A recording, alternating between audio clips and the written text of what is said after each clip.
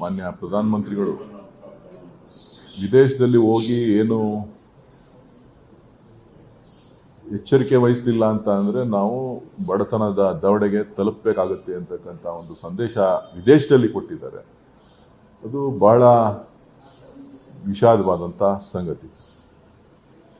ಬಹುಶಃ ಅವರು ಆ ದೇಶಕ್ಕೆ ಸಂಬಂಧಪಟ್ಟಂತೆ ಹೇಳಿದ್ರ, ಭಾರತೀಯರಿಗೆ ಸಂಬಂಧಪಟ್ಟಂತೆ ಹೇಳಿದ್ರ ಅನ್ನೋದು ಇವತ್ತು ಮುಖ್ಯವಾಗಿ ನಾವು ಚರ್ಚೆಯನ್ನ ಮಾಡಬೇಕಾಗಿದೆ.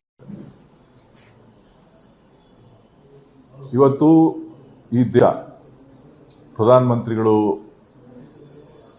12 ವರ್ಷ ಅಧಿಕಾರವನ್ನು ವಹಿಸಿದ್ದಾರೆ. 12 ವರ್ಷದಿಂದನೂ ಕೂಡ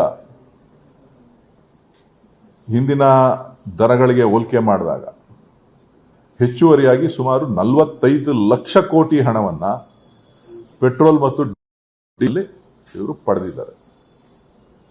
ಈ ಪಡೆದಿರುವಂತ ಸಂದರ್ಭದಲ್ಲಿ ಇವರು ಕೆಲವರಿಗೆ ಬೆಂಬಲವನ್ನ ಸಪೋರ್ಟ್ ಅನ್ನ ಕೊಡಬೇಕು, ಯಾರೋ ಒಂದ್ 2-3 ಕಂಪನಿಗಳಿಗೆ ರಕ್ಷಣೆ ಕೊಡಬೇಕು ಅನ್ನೋ ದೃಷ್ಟಿನಲ್ಲಿ ಜನರಿಗೆ ಪ್ರತಿಯೊಂದು ಹಂತದಲ್ಲೂ ಕೂಡ ಹೊರೆಯನ್ನ ಹಾಕಿ ಇವತ್ತು ಏಕಾಏಕಿ ಜನರು ಎಚ್ಚೆತ್ತುಕೊಳ್ಳಿಲ್ಲ ಅಂತ ಅಂದ್ರೆ ನೀವು ಬಡತನದ ದವಡೆಗೆ ತಲುಪ್ತೀರಿ ಅಂತಕ್ಕಂಥ ಏನು ಸಂದೇಶ ಕೊಡ್ತಾ ಇದ್ದಾರೆ. ಬಹುಶಃ ಇದಕ್ಕೆ ನಾವೆಲ್ಲರೂ ಕೂಡ ತಲೆ ತಗ್ಸುವಂತ ವಿಚಾರ.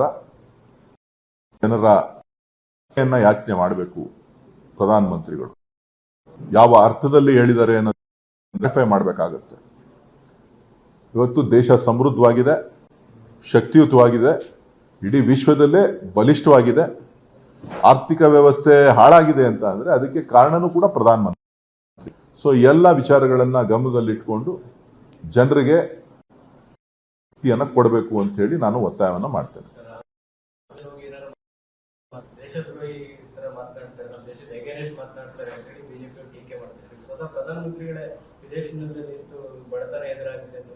ಅದಕ್ಕೆ ನಾನು ಏನಪ್ಪ ಹೇಳಿದ್ದು ಅಂತ ಅಂದ್ರೆ ಯಾವ ಕಂಟೆಸ್ಟ್ ಅಲ್ಲಿ ಅವ್ರು ಹೇಳಿದ್ದಾರೆ ಅನ್ನೋದನ್ನ ಸ್ಪಷ್ಟೀಕರಣ ಕೊಡಬೇಕು. ಅವರು ವಿದೇಶದವ್ರನ್ನ, ನೆದರ್ಲ್ಯಾಂಡ್ಸ್ ಅವ್ರನ್ನ ಉದ್ದೇಶಿಸಿ ಮಾತಾಡಿದ್ರ ಅಥವಾ ಭಾರತೀಯರಿಗೆ ಅಲ್ಲಿಂದ ಒಂದು ಸಂದೇಶ ಕೊಟ್ರ ಹೇಳ್ಬೇಕು. ರಾಹುಲ್ ಗಾಂಧಿ ಅವ್ರು ಏನೇ ಮಾತಾಡಿದ್ರು ಕೂಡ ಆರೋಪಗಳನ್ನ ಮಾಡ್ತಾರೆ. ರಾಹುಲ್ ಗಾಂಧಿ ವಿದೇಶಿ ನೆಲದಲ್ಲಿ ಹೋಗಿ ಭಾರತೀಯರಿಗೆ ಅವಮಾನ ಆಗೋ ರೀತಿ ಮಾಡಿದ್ರು. ಇದು ಭಾರತೀಯರ ಪರಿಸ್ಥಿತಿಯನ್ನ, ಭಾರತ ಅಂತ ಶೋಚನೀಯ ಪರಿಸ್ಥಿತಿ ಅನ್ನೋದನ್ನು ಕೂಡ ಇವತ್ತು ನಾವು ಚಿಂತನೆಯನ್ನ ಮಾಡಬೇಕಾಗಿದೆ. ನನ್ನ ಪ್ರಕಾರ ಅಂತ ಶೋಚನೀಯ ಪರಿಸ್ಥಿತಿಗೆ ನಾವ್ಯಾರು ಕೂಡ ಹೋಗಿಲ್ಲ. ಅವರು ಅದಕ್ಕೆ ಈ ರಾಷ್ಟ್ರದ ಜನ ಬೆಂಬಲವನ್ನ ವ್ಯಕ್ತಪಡಿಸಿದ್ದಾರೆ. ಸೊ ಈ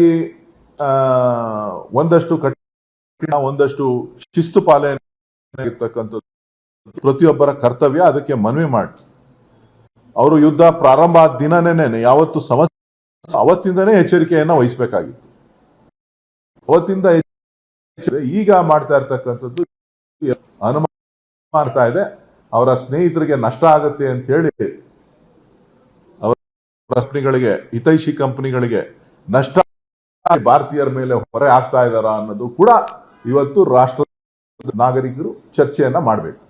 ಬಿಜೆಪಿಯವರು 4ನೇ ಆರ್ಥಿಕ ಶಕ್ತಿ ಆದಾಗ ದೊಡ್ಡದಾಗಿ ಮಾತನಾಡಿದ್ರು. ಈಗ 6ನೇ ಸ್ಥಾನಕ್ಕೆ ಕುಸಿದಿದೆ. ಬಿಜೆಪಿ ಅವರು ಯಾವತ್ತೂ ಅಷ್ಟೇನೆ, ನಿಮ್ಗೆ ಏನ್ ಬೇಕಾದ್ರೂ ತಿರುಗಿಸ್ತಾರೆ, ಏನ್ ಬೇಕಾದ್ರೂ. ಸೊ ಒಟ್ಟಾರೆಯಾಗಿ ಬಿಜೆಪಿಯವರು ಏನೇ ಮಾಡಿದ್ರು ಅನಾಚಾರ ಆಗೋದಿಲ್ಲ. ಕಾಂಗ್ರೆಸ್ ಅವ್ರು ಮಾಡಿದ್ರೆ ಮಾತ್ರ ಅದು ಅನಾಚಾರ ಆಗುತ್ತೆ.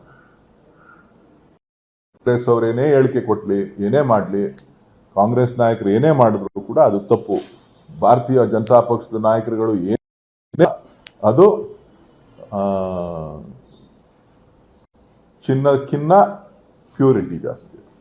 ಅಷ್ಟೊಂದು ಎಲ್ರಿಗೂ ಕೈ ತೊಳೆದು ಈಗ ಯಾರು ಕೇಂದ್ರ ಅಧಿಕಾರಿ, ಮುಖ್ಯಮಂತ್ರಿ